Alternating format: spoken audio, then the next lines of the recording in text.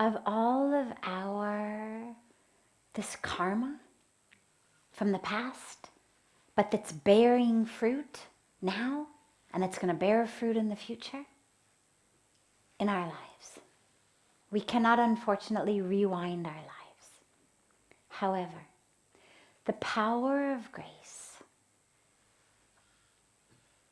the power of surrender is such, the power of true awareness is such that it actually can come through and wipe out even the past karmic package that's bearing fruit now and going to bear fruit in the future. But most importantly, is not creating more karma. That which I've already created, okay, it's happening. But right now, I'm creating more. Every single thing I do is creating another karmic fruit. Karma means action. We use the word to act colloquially to mean that which I get, but it's not actually correct. The word karma literally means the action. That which I get is the fruit of the action. So everything I do is going to give me a reaction. Now, some of it's going to be sweet. We tend to colloquially call that good karma. Some of it's going to be bitter. We tend to call that bad karma. But the truth is, it's neither good nor bad. The universe doesn't have an objective or subjective labeling system. The universe has no preference for wealth or poverty, success, failure. The universe loves the dry season as much as the rainy season, cold season as much as the warm season, old age as much as youth, gray hair as much as black hair. The universe doesn't have a preference.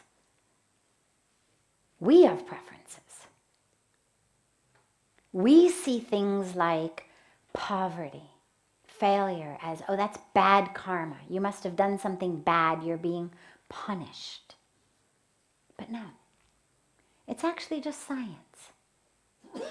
Plant an apple seed, you'll get an apple tree. Plant an orange seed, you're going to get an orange tree.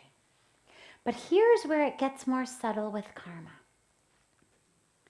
They don't cancel each other out. So if in my past I've done actions that are bearing fruit now and are going to bear fruit in the future as bitter, I may think, oh, well, I'll do a lot of good things now and then they'll all just cancel each other out. Unfortunately, it doesn't work that way. It's not like money in an actual bank account where the deposits cancel out the withdrawals. We have to keep coming back in this body. This is when we talk about samsara, this wheel of birth and death, until that karmic bank account is empty. But then, of course, the question is, well, if doing bad things is going to give me negative karma and doing good things is going to give me positive karma, sweet fruit, either way, I've got to come back to reap it. And okay, it's going to be more pleasant to come back and reap the sweet fruit. But if the goal ultimately is not to have to come back, but it's not the body that keeps us stuck, it's the mind. And so you actually can be free even in the body. That's when we talk about jiva mukti. That's what it means, literally freedom while in the body. In the Bhagavad Gita, Lord Krishna makes this very clear. He says, you're always acting. Because Arjuna, of course, says, forget it. I don't want to fight this war. I don't want to get the karmic fruit. I'm going to go off into the forest, meditate in a cave, and Lord Krishna says, not so fast. By not doing your duty, you are accruing karmic results. The act of omission is just as much an act as an act of commission. That which I don't do is an act. If you fall down in front of me and I don't pick you up, I've done something. And so Arjuna says, well, then what's the answer? Lord Krishna says, you're always acting. Even you sit down, don't act, you're still acting. Because if you're not fulfilling your duty, that's an action. So what's the solution? Right? You could sit here, you could sit on your hands. The mind, of course, is still thinking. But I could sit here, sit on my hands, put earplugs in my ears, close my eyes, have no contact with the outside world, but I'm still accruing this karmic debt.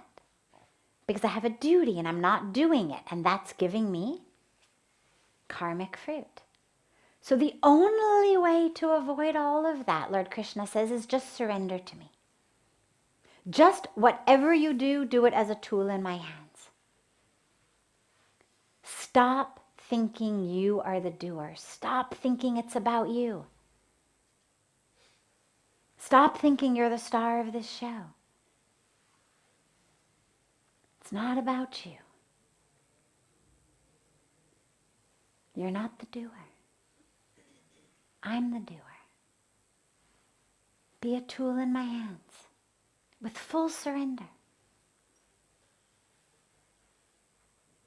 Let me work through you.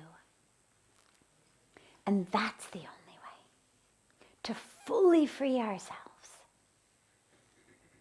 is to simply allow the divine to work through us, to let our prayer be, oh God, use me.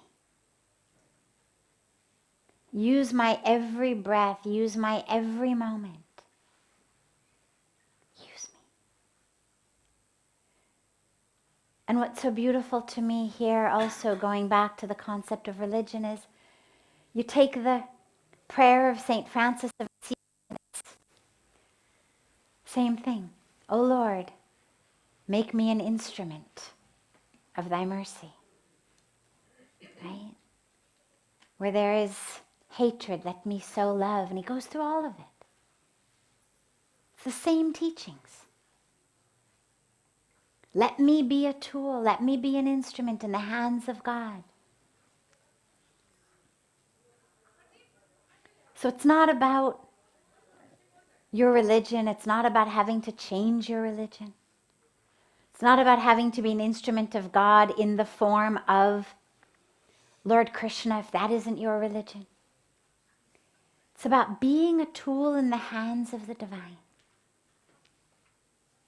And really allowing our lives, that which we do, that which we think, that which we speak, every breath, to be used for that divine flow. And when you are able to do that, to empty yourself fully of that attachment, of that sense of me, mine, what's in it for me? What about me? Why is no one appreciating me? Why do I always have to do the dishes all the time? When we're able to empty ourselves of that and just be a tool, that's when we start to break free of all of the karmic bank account that we keep accruing.